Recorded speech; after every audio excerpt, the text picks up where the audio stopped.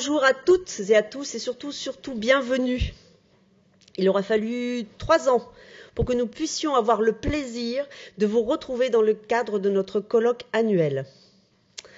Le colloque, c'est un grand moment pour l'association Pharmasystème Qualité. Il nous permet non seulement de vous retrouver, mais également de vous féliciter et surtout de vous remercier.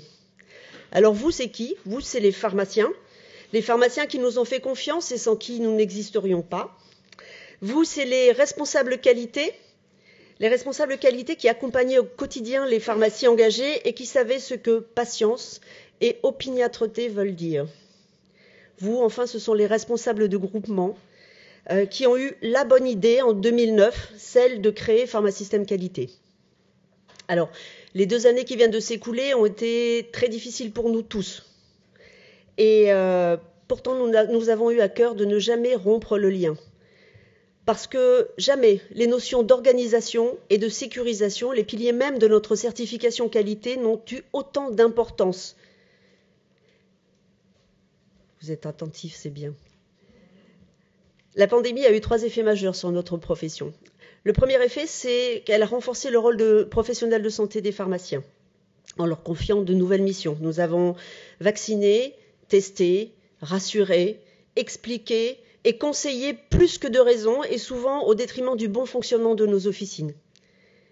Elle a fait exploser la numérisation de la santé, envoi d'ordonnances, sites de réservation en ligne pour les vaccins et les dépistages, click and collect. Nous n'avons jamais autant été en contact avec les médecins et les pharmaciens par voie dématérialisée.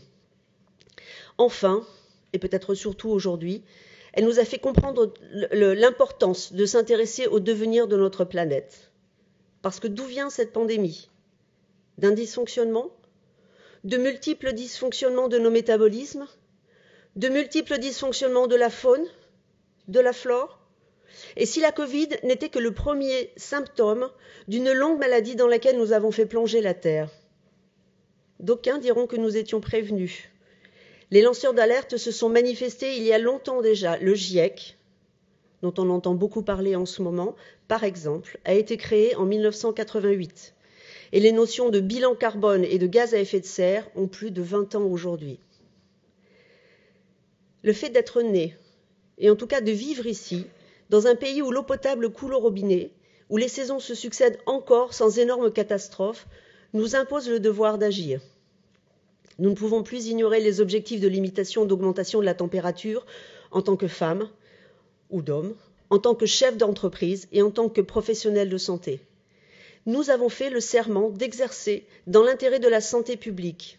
Or, l'achat de médicaments et de dispositifs médicaux représente aujourd'hui 25% des gaz à effet de serre émis dans le secteur de la santé.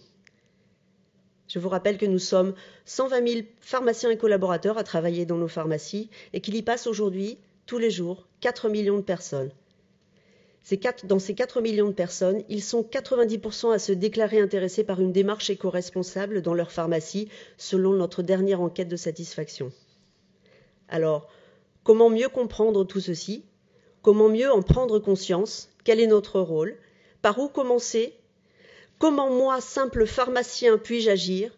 Je vous propose de le découvrir avec nos intervenants de la matinée.